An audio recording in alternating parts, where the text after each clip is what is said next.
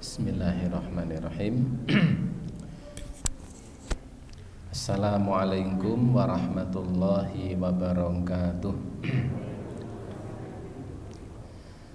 Innal hamdalillah nahmaduhu wa nasta'inuhu wa nastahdi wa natubu ilaih wa na'udzu billahi min syururi anfusina wa sayyiati a'malina may yahdihillahu fala mudhillalah wa may yudlil fala hadiyalah. Asyhadu an la ilaha illallah wahdahu la syarikalah wa asyhadu anna Muhammadan abduhu wa rasuluh. Allahumma salli wa sallim wa barik ala nabiyyina Muhammadin wa ala alihi wa ashabihi wa man tabi'ahum bi ihsanin ila yaumiddin.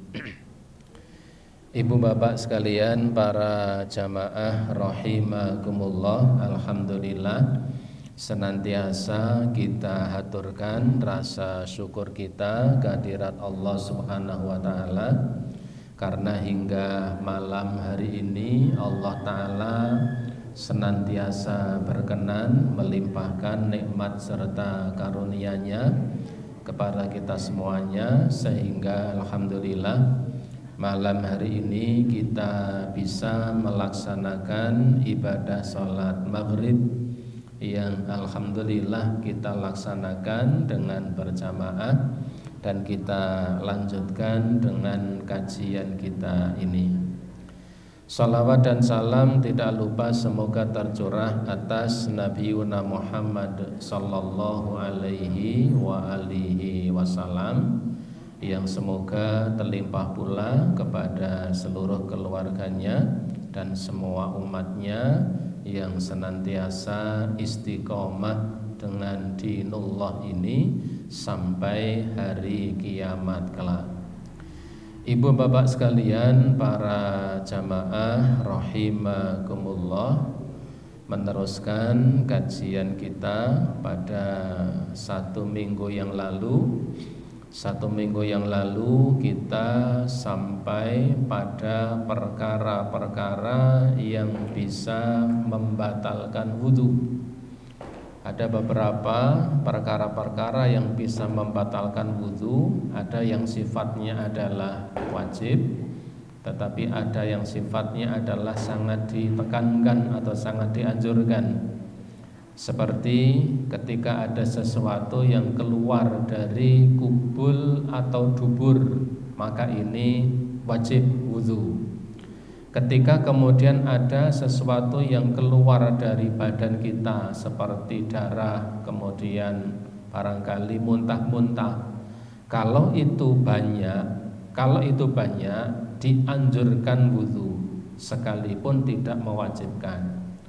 Tetapi kalau sedikit maka tidak wudhu tidak mengapa. Misalnya ketika kita sholat kemudian digigit nyamuk misalnya, kemudian darahnya banyak atau beberapa keluar, maka ini sesuatu yang tidak mengapa. Yang ketiga adalah hilangnya akal, hilangnya kesadaran. Hilangnya kesadaran seperti karena pingsan atau karena tidur yang terlampau lelap. Jadi ketika seseorang itu pingsan, kemudian tidur yang sangat lelap, yang karena tidurnya itu maka kesadarannya hilang, akalnya hilang, maka yang seperti ini bisa menyebabkan batalnya wudhu. Jadi batalnya wudhu itu bukan karena tidurnya, tetapi karena hilang akalnya. Jadi lebih tepatnya itu adalah karena hilang akal, bukan karena tidurnya. Karena ada tidur yang tidak sampai akal hilang, seperti seorang yang duduk kemudian menunggu waktu sholat sampai dia terkantuk-kantuk ini dalam kondisi sadar. Sekalipun dia barangkali tidur, ya, karena nyatane wae duit ra gelem misalnya karena dia manduk ini ya diguyoni sama sampingnya ya nggak ngelihat ya, berarti sekalipun tidur tetapi karena masih sadar. Tetapi ketika tidurnya sangat lelap, tadinya duduk sampai kemudian terbaring, sampai kemudian keluar suaranya hur, bahkan keluar juga keluar juga airnya, liurnya. Ini kan menunjukkan sangat tidak sadar. Kalau sampai mendengkur kemudian sampai air liurnya keluar, itu betul-betul sudah tidak sadar, kesadarannya hilang. Yang seperti ini kemudian bisa membatalkan wudu. Jadi bukan tidurnya tetapi kondisi tidurnya yang seperti apa.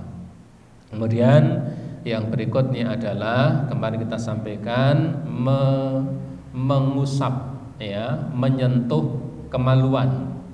Menyentuh kemaluan, para ulama berselisih pendapat, ada 4 perbedaan pendapat di kalangan para ulama.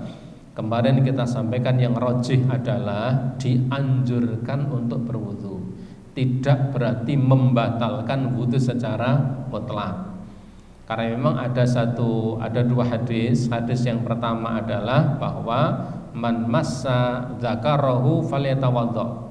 Siapa yang menyentuh zakarnya maka berwudulah. Ini dalil menyentuh kemaluan berwudu. Tetapi ada sisi lain, ketika ada seorang sahabat bertanya kepada Nabi, ya Rasulullah, bagaimana ketika seseorang dalam kondisi suci lalu dia menyentuh kemaluannya? Nabi mengatakan apa? Bukankah itu hanya salah satu potongan daging dari anggota tubuhnya? Artinya apa? Nabi tidak mengesankan itu harus berwudu.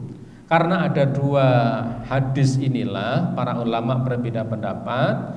Pendapat yang rajih adalah ketika seseorang menyentuh kemaluannya tidak membatalkan wudu secara mutlak, tetapi dianjurkan untuk berwudu.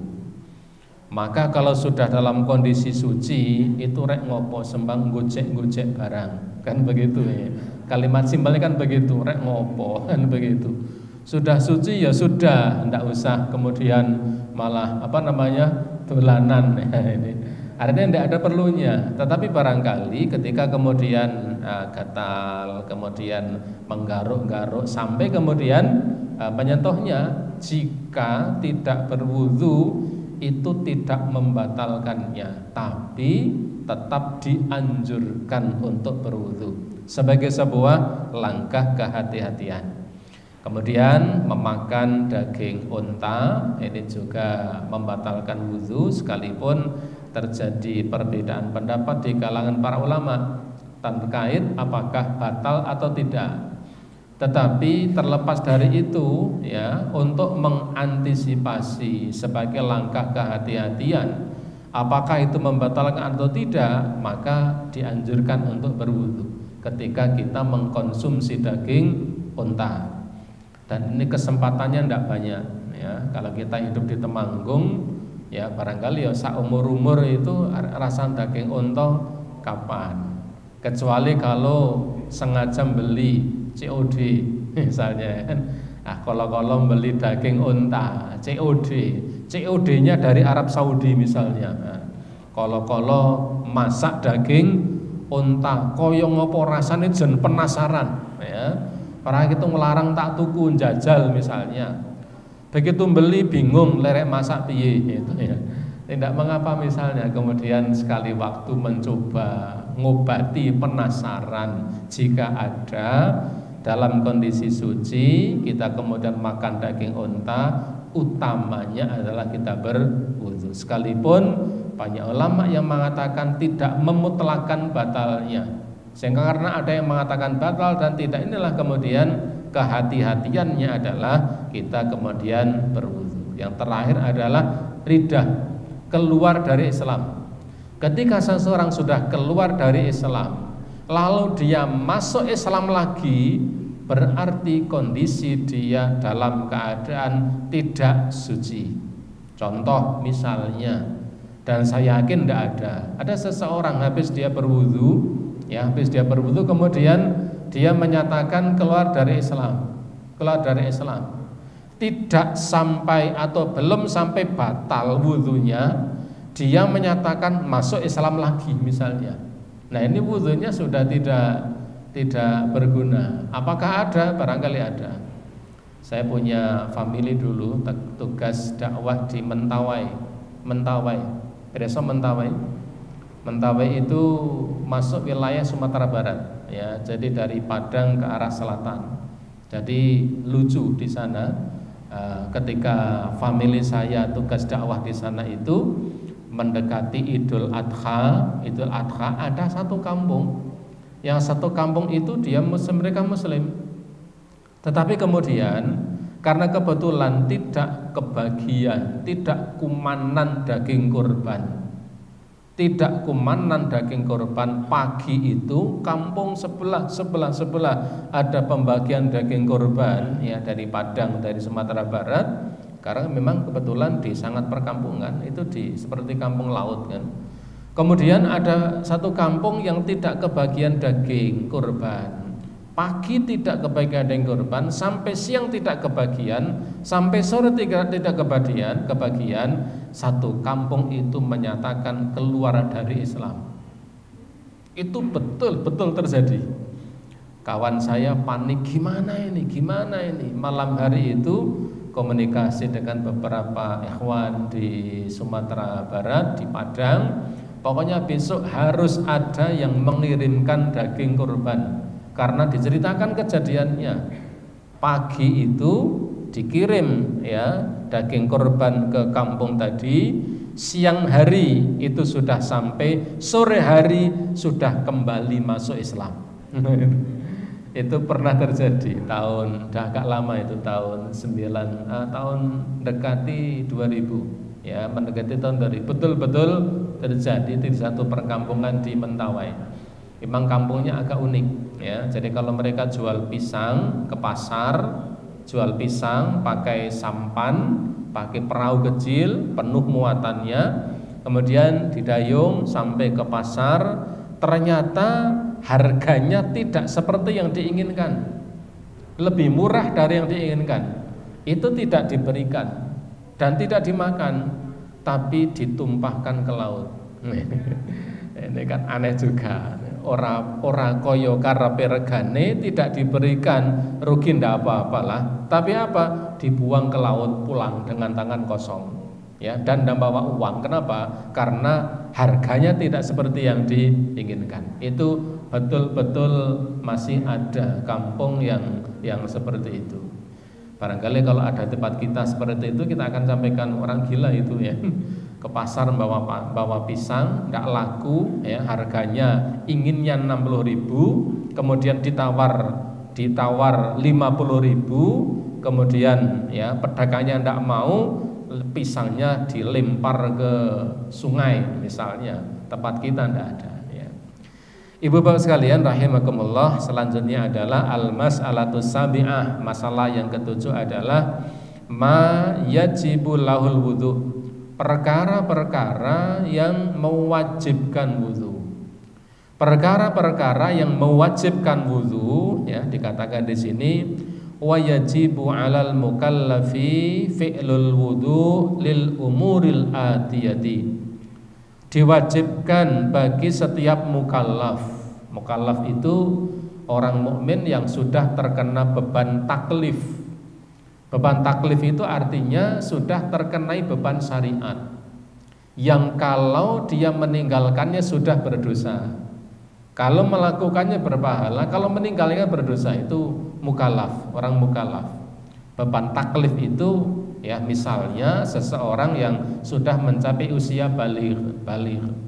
Kalau laki-laki, ya, dan perempuan sudah menstruasi, laki-laki sudah bermimpi, itu sudah ukurannya balik. Sudah balik berarti sudah mukallaf. Mukallaf artinya terkenai beban taklif, terkenai tugas untuk menjalankan syariat. Kalau masih anak-anak itu namanya belum mukallaf.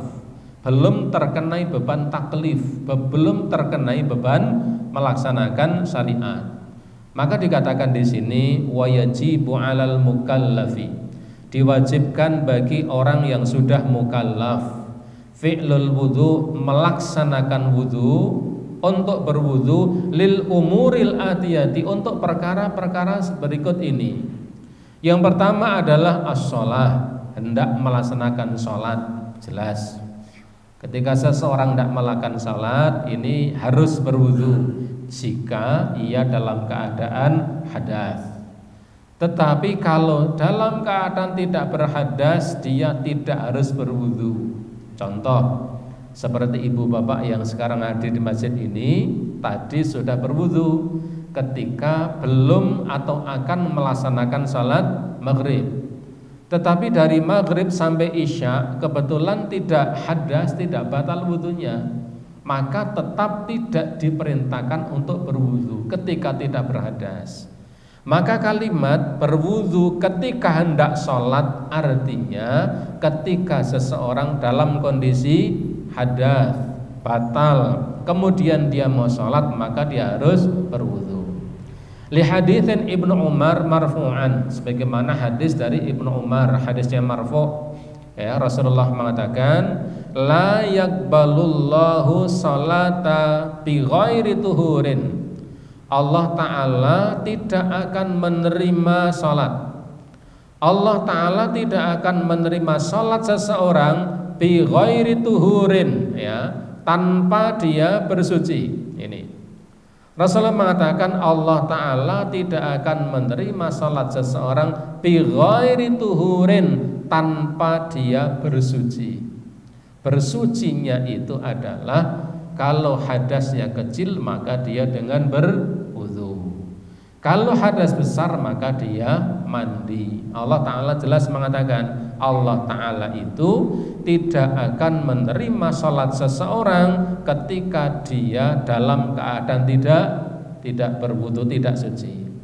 Wala shadaqatun min ghululin, dan Allah Ta'ala itu tidak akan menerima sedekah min ghululin, dari harta yang diperoleh dengan cara ghulul. Ghulul itu curang, atau harta yang diperoleh dengan cara yang tidak halal, melalui cara apapun, kemudian harta itu disedekahkan, ya, maka Allah Ta'ala tidak akan menerimanya. Misal, ya, dulu kan pernah tahun berapa dulu masih zamannya dulu ada namanya KSOB, kemudian ada Porkas, ya, kemudian ada setelah itu apa, SD SB, ya, setelah SD SB SD SMP. Ya, ini kan bagaimanapun kan judi, ya. Ketika kemudian mendapatkan, kan ada yang dapat 1 miliar, yang katanya sampai gila itu waktu itu. Ketika dapat 1 miliar, dia tahu ini kan 1 miliar ini kan dari perjudian, tidak halal ini. Sudah gini saja, supaya bisa halal nanti yang 300 juta saya kasihkan ke masjid untuk pencucian uang. Nah, begitu supaya sisanya menjadi bersih. Nah, tidak bisa ini. Karena selalu mengatakan wala sadaqatun min ghululin, Allah tidak menerima sedekah dengan dari cara yang ghulul, merampas, merampok. Sekalipun niatnya adalah disedekahkan, maka itu tidak dibenarkan. Dulu kita kan sering dihibur, ya, dengan film-film zaman Belanda, ya. Ada orang yang merampok, ya, ada orang yang merampas tapi dikasihkan ke fakir miskin. Itu kan nampak baik, nampaknya saja. Tetapi bagaimanapun harta yang diperoleh dengan cara gulul, dengan cara yang tidak halal, sekalipun itu disedekahkan, maka Allah tidak akan menerimanya. Dan itu banyak, para pelaku kejahatan itu banyak yang mendermakan sebagian hartanya. Para bandar narkoba itu banyak juga. Ibu bapak kalau melihat sejarah di Kolombia, ya, di sana kan ada geng mafia terkenal kan, ada pengedar terkenal, siapa? Escobar. Itu Pablo Escobar, itu nama lengkapnya saya lupa. Ini kan hartanya banyak sekali, nyimpannya itu ditanam, dikubur, dikasihkan tembok, uangnya itu berkarung-karung. Itu diberikan untuk bangun sekolah, untuk bangun jembatan, untuk macam-macam, untuk kebaikan-kebaikan. Tetapi ketika misalnya memperolehnya dengan cara yang tidak halal, jual beli sesuatu yang tidak dihalalkan, maka itu tetap tidak akan diterima oleh Allah Subhanahu wa taala. Dalam riwayat yang lain Allah katakan, innallaha jamil yuhibbul jamal. Allah taala itu zat yang indah dan ya tidak menerima kecuali yang indah-indah. Riwayat yang lain thayyibun, yang baik dan lain sebagainya. Artinya hadis ini menjelaskan tentang kewajiban berwudu ketika akan melaksanakan salat. Yang kedua adalah at-tawafu bil baitil haram, ya. Tawaf, ya, mengelilingi baitil haram, mengelilingi Ka'bah. Melaksanakan tawaf ketika mengelilingi Ka'bah harus dalam keadaan suci. Kalau dia tidak hadas besar maka harus berwudu terlebih dahulu. Fardhon, baik tawaf itu adalah tawaf yang fardu, tawaf yang wajib. Tawaf yang wajib seperti tawaf yang wajib itu kalau dalam ritual ibadah haji ada namanya tawaf kudum. Tawaf ketika ya masuk ataupun ketika pertama kali menginjakkan kaki ke Baitullah, ke Ka'bah dalam kondisi ihram, maka dalam kondisi ihram itu dia langsung untuk melaksanakan tawaf, baru setelah itu sa'i, baru setelah sa'i selesailah ritual umrohnya, baik umroh di situ umroh sunnah maupun umroh untuk ibadah haji. Ini tawafnya tawaf wajib, namanya tawaf kudum. Kudum itu secara bahasa tawaf kedatangan. Kalau ibadah haji misalnya, kalau kloter pertama ke Madinah dulu, nanti setelah sampai di Madinah selama 10 hari biasanya di sana, kemudian ya dari Madinah ke Makkah. Nah nanti ya dari Madinah ke Makkah sudah memakai kain ihram, disempurnakan ketika sampai di Bir Ali. Bir Ali itu mikot ya, mengawali ihram. Begitu sampai di Makkah, sampai di hotel, kain ihram belum dilepas. Sampai kemudian dia datang ke Masjidil Haram untuk melaksanakan tawaf, lalu kemudian sa'i, lalu kemudian dicukur rambutnya, baru umrohnya sudah selesai. Tawaf ketika datang itu namanya tawaf kudum, tawaf wajib. Tawaf wajib yang kedua, tawaf dalam ritual ibadah haji yang namanya tawaf ifadah. Tawaf ifadah, tawaf ya setelah selesai pelaksanaan manasik haji, itu namanya tawaf ifadah. Baik dilakukan pada tanggal 10 ya bila memungkinkan, atau setelah nafar tsani, setelah tanggal 13. Dua-duanya boleh menjadi pilihan. Itu namanya tawaf ifadah. Tawaf ifadah juga hukumnya wajib. Dan ada nanti ada yang namanya tawaf wada. Ulama khilaf, ada yang mengatakan wajib, ada yang mengatakan tidak wajib. Mayoritas ulama mengatakan wajib. Tawaf wada itu tawaf ketika meninggalkan Makkah, perpisahan dengan Baitullah, ketika hendak pulang, terakhir kali masuk Masjidil Haram untuk kemudian setelahnya pulang. Terakhir kalinya itu melakukan tawaf yang dinamakan dengan tawaf wada, tawaf perpisahan. Ini ada 3 tawaf, tawaf wajib. Ada tawaf kudum, ada tawaf ifadah, ada tawaf wada. Di luar itu adalah tawaf naflan, tawaf sunnah. Ibu bapak misalnya ketika umroh misalnya, umrohnya 8 hari misalnya, maka ketika datang pertama kali ketika masih mengenakan kain ihram, ya, kemudian ketika masih mengenakan kain ihram itu untuk kemudian tawaf, namanya tawaf kudum. Setelah tawaf kudum kemudian ya dia mencukur rambutnya, baik dihabisi atau cukur sebagian. Setelah itu selesai tawaf wajibnya.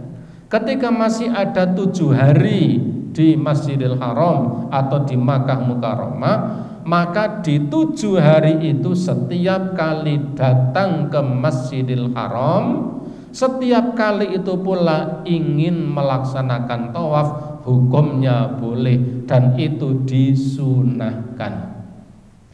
Amalan yang paling utama bagi orang-orang yang tinggal di luar, ya, di luar Makkah, ketika ada kesempatan untuk tinggal di Makkah, ya, di kawasan haram, di tanah haram, termasuk amal yang paling utama adalah memperbanyak melaksanakan tawaf.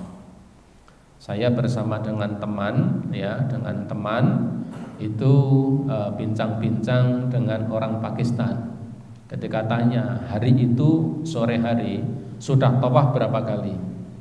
Kata dia, saya dan istri, saya sekian kali, istri sudah sekian kali. Satu hari itu tawafnya berkali-kali, ya. Satu tawaf, ya, dikatakan tawaf itu ketika putarannya 7 kali putaran, ya, dengan posisi sisi kiri ada searah dengan, atau Ka'bah ada di sisi kirinya badan kita.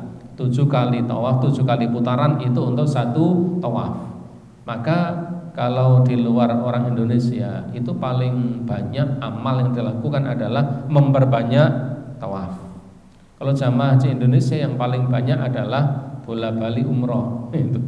Jadi nanti kain ihramnya dicuci, dipakai lagi ke Tanim, kemudian umroh lagi, Tanim lagi, umroh lagi. Sementara sebenarnya ketika sudah tinggal di dalam haram, di tanah haram, amal yang termasuk paling utama adalah memperbanyak melaksanakan tawaf sunnah. Nah, ketika seseorang itu akan melaksanakan tawaf, maka harus dalam keadaan suci.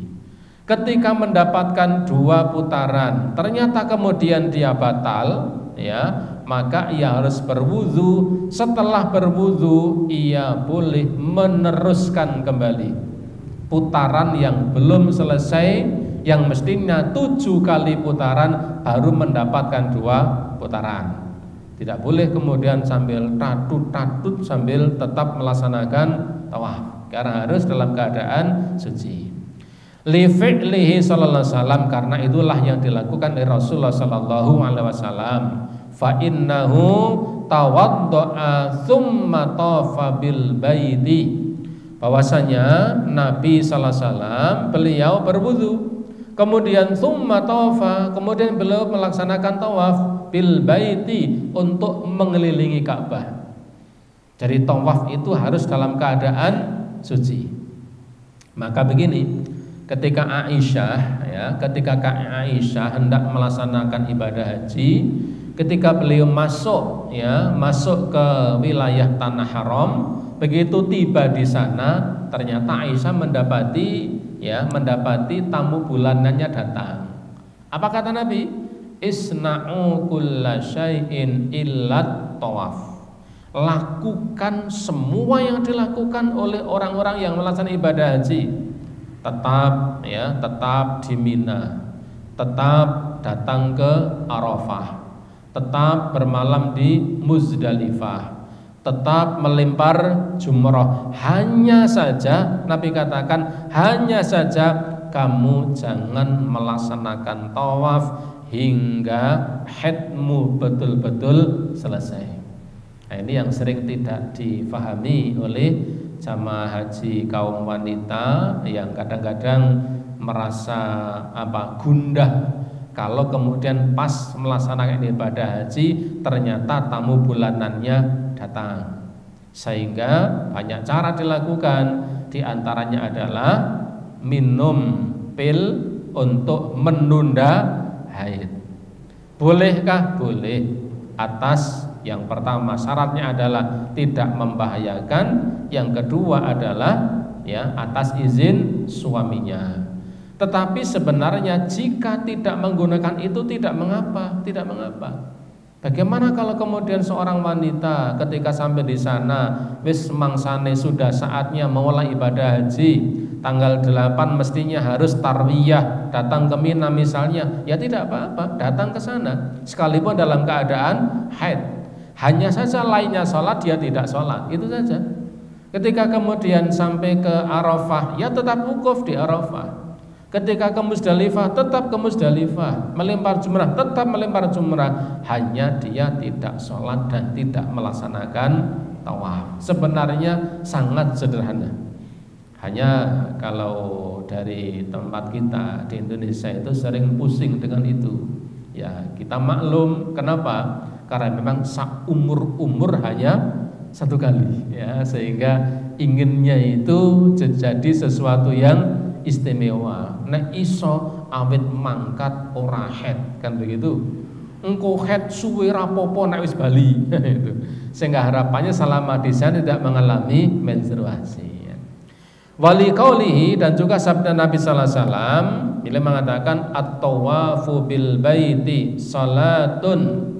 Sesungguhnya ketika seseorang itu sedang melaksanakan tawaf, ketika sedang melaksanakan tawaf, seakan-akan atau hakikatnya sholatun, hakikatnya dia sedang sholat.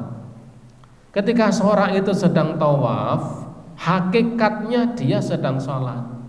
Maka ketika tawaf itu tidak perlu ngobrol dengan teman, dengan teman yang sama-sama berjalan, ya, perbanyak untuk membaca zikir-zikir. Karena apa? Memang hakikatnya dia sedang munajat kepada Allah, munajat kepada Allah.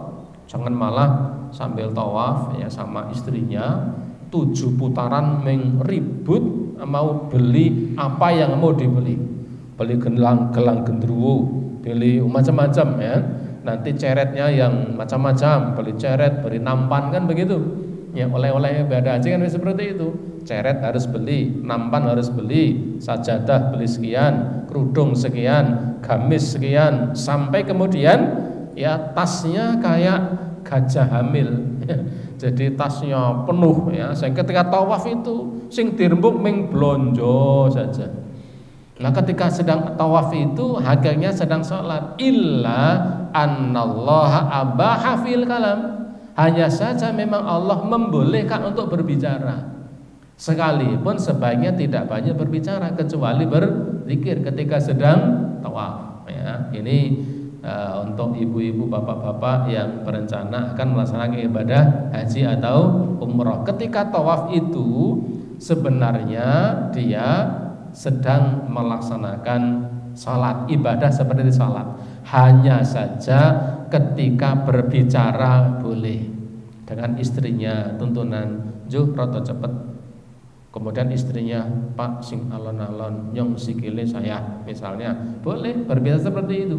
Asal tidak ngobrol yang beli nampan, beli ceret, habis ini kita beli nasi kebuli ya. Kemudian habis itu nanti beli nasi apa lagi, ribut untuk berbelanja. Waliman ilhaidi minat tawafi hatta tadhar, dan larangan Nabi sallallahu alaihi wasallam bagi orang yang haid dari melaksanakan tawaf hingga dia betul-betul bersuci, betul-betul dia suci. Artinya yang wajib untuk berwudu ini adalah ketika seseorang tidak melaksanakan tawaf. Kemudian yang berikutnya, yang ketiga, masal mushaf ya bibasyaratihi bilahail. Masal mushaf, menyentuh mushaf, lebih-lebih menyentuh memang dengan niat untuk membaca. Menyentuh mushaf niatnya memang untuk membaca. Maka ketika dia hendak membaca Al-Quran mubasyarah, Mubasyarah itu dengan memegangnya. Membaca Al-Quran, niatnya beribadah dengan memegangnya dalam kondisi dia tidak suci, ya, tidak punya wudhu, maka yang seperti ini sekalipun tidak mutlak haram, tetapi sebaiknya seseorang tetap dalam keadaan berwudhu atau suci, membawa mushaf, membukanya, dan niatnya adalah untuk beribadah. Kecuali misalnya ketika kita melihat ada mushaf yang terjatuh, misalnya terjatuh, kita sedang lewat di satu tempat, kebetulan lewat ada musola, kemudian ada misalnya ada pagar musola, dan ternyata ada Quran yang jatuh, yang kemungkinan jatuh dari pagar musola itu. Kita lihat tuh, ini ada mushaf. Ketika kita dalam keadaan tidak suci, tidak mengapa, kita ambil kemudian kita amankan, diletakkan di tempat yang terhormat. Karena Al-Quran itu, mushaf itu punya kehormatan dan harus kita hormati. Maka ya dalam pembahasan dan penjelasan para ulama ada ketika kita mendapati Quran yang usang, yang sudah tidak bisa lagi dibaca, tidak bisa lagi ya untuk dibaca karena memang sudah meprel, ya, sudah meprel. Ini pembahasannya panjang, maka sebenarnya boleh untuk misalnya dengan ya diam-diam, tidak di hadapan banyak orang, kita memusnahkannya, membakarnya atau menguburnya. Niatnya adalah supaya tidak jatuh di tempat yang kotor. Para ulama membolehkan, sekalipun ada yang tidak membolehkan. Karena ketika melenyapkannya itu bukan dalam artian menghinakan, tetapi melenyapkannya itu adalah untuk memuliakan. Karena dibaca sudah tidak bisa, sudah meprel. Sementara kalau ditaruh di sembarang tempat, barangkali nanti akan terinjak, barangkali akan jatuh, terletak di tempat yang kotor. Sementara itu adalah mushaf yang mulia, punya kemuliaan. Maka tidak sedikit di kalangan para ulama yang boleh untuk melenyapkannya. Niatnya adalah untuk menghormatinya, bukan melecehkannya. Hanya saja ya nasihat para ulama itu dilakukan secara diam-diam, tidak diperlihatkan di hadapan banyak orang. Karena kalau dilihatkan di hadapan banyak orang, maka akan muncul fitnah.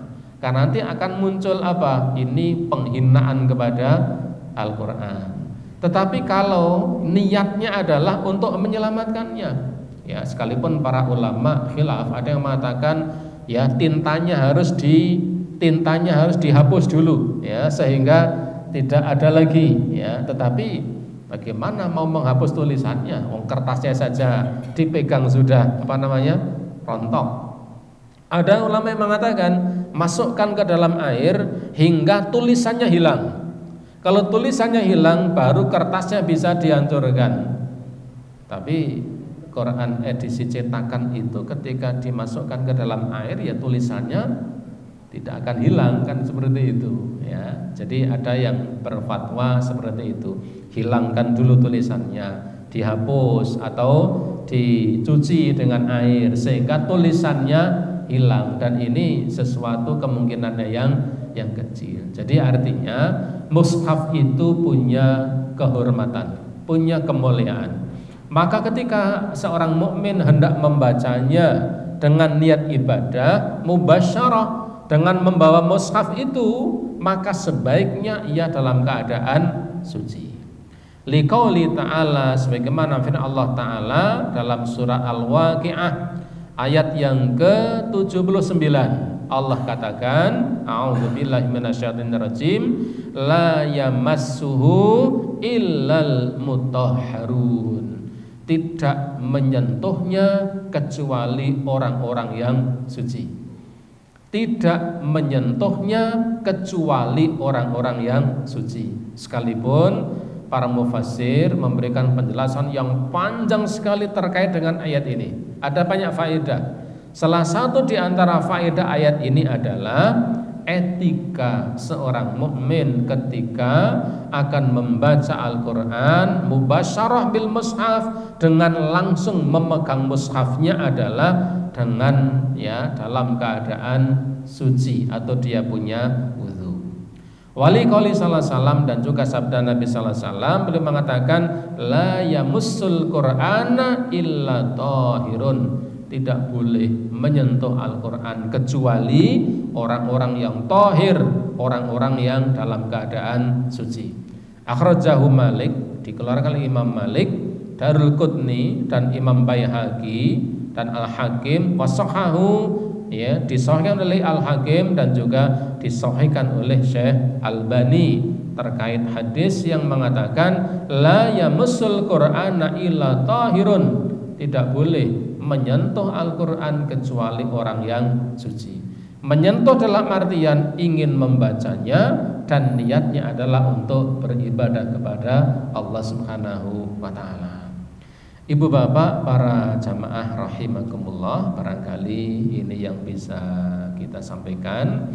Yang berikutnya al-masalatu tsaminah, persoalan yang ke-8 adalah ma yustahabbu lal wudu, yang disunahkan untuk berwudu atau perkara-perkara yang disunahkan pada perkara itu untuk berwudu.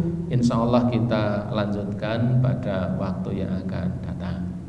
Demikian, semoga bermanfaat. Segala kesalahan, kekhilafan, semoga Allah memberi ampunan. Sebelum saya akhiri, barangkali ada pertanyaan wonten pamatur nek wonten. Oh nggih. Kalau mimisan nggih. Mimisan itu membatalkan atau enggak? Kemarin kita baca pada poin yang kedua ya. Pada poin yang kedua ini khurujun najasah min bagiyatil badan. Ketika ada sesuatu yang keluar dari badan, sesuatu yang najis. Di sini diberi contoh, misalnya ada wa in kana ghairihima kadami wal qai, kalau selain najis seperti keluar darah dan muntah-muntah, mimesen termasuk darah. Fa in fakhsun wa kathura fal aula ayatawadda minhu, jika darah atau muntah-muntah itu keluarnya banyak, kotor dan banyak. Jadi kalau darah itu keluar banyak dan kotor, mengotori, fal ula ayatawadda, yang paling utama adalah dia tetap berwudu jika keluarnya banyak. Jadi keluarnya banyak sampai kadang-kadang kan barangkali mengenai pakaian. Banyak dan tidaknya biasanya juga berpengaruh pada kondisi psikis seseorang. Biasa kalau darahnya banyak kan kemudian wajahnya juga agak kotor, agak kotor. Maka kalau darah atau muntah-muntahnya itu banyak, fal aula, yang lebih utama adalah dia berwudu, sekalipun tidak wajib wudu. Wa in kana yasiran falyatawadda, tetapi kalau tidak banyak maka tidak berwudu bil itfaq, menurut kesepakatan para ulama. Kalau hanya misalnya mimisen tes sekali, tes 2 kali sedikit, kemudian mampet misalnya, kemudian kalau saya masih kecil dulu termasuk langganan mimisen kalau panasan tempat yang panas, main-main itu sering mimisen paling sering mimisen waktu kecil. Dan dulu sampai kemudian belakang rumah itu ditanami pohon sirih, suruh itu. Saya kalau mimisen langsung ambil di sumpel kan itu. Nah, kemudian mampet ya. Jadi kalau darahnya banyak sekalipun tidak membatalkan wudhu, dianjurkan untuk berwudhu. Ini darah nanah, mimisan atau yang lain, dan termasuk ya koi itu muntah-muntah. Kalau muntah-muntahnya banyak, misalnya karena pagi misalnya sarapan banyak pakai unjar sama uceng, siangnya makannya banyak juga. Habis makan tambah makan kolak, habis makan kolak makan durian, habis makan durian makan pisang misalnya kan. Sore kemudian makan lagi, ada pisangnya pisang gintung ya. Habis 2 dia mengatakan, wah nek 2 itu ndak nyunah ya, ganjil. Habis 3 tanggung ya, kurang warak 4. Habis 4 dia katakan, wah tanggung ini ndak nyunah 5 misalnya. Sehingga kemudian sampai di sini kemudian begitu sudah sampai di sini, perutnya tidak nyaman, muntahnya seamban-amban misalnya. Wah, keluar yang kuning, yang hijau misalnya kan. Karena banyak dan kotor, maka utamanya adalah berwudu. Adapun sedikit ya, seperti misalnya hanya rasanya tidak nyaman, hanya namanya misalnya 1 tetes, 2 tetes keluar misalnya, bersamaan dengan ludah misalnya, yang sedikit ini para ulama kalau di dalam kitab ini dikatakan fala yatawaddau minhu bil itfaq. Kesepakatan para ulama itu tidak membatalkan jika sedikit. Kalau banyak disarankan berwudu sekalipun tidak membatalkan ya. Ibu bapak, barangkali ini semoga bermanfaat. Segala kesalahan, kekhilafan semoga Allah memberi ampunan, dan kita cukupkan dengan kafatul majlis. Subhanakallahumma wa bihamdika asyhadu an la ilaha illa anta astaghfiruka wa atubu ilaik. Assalamualaikum warahmatullahi wabarakatuh.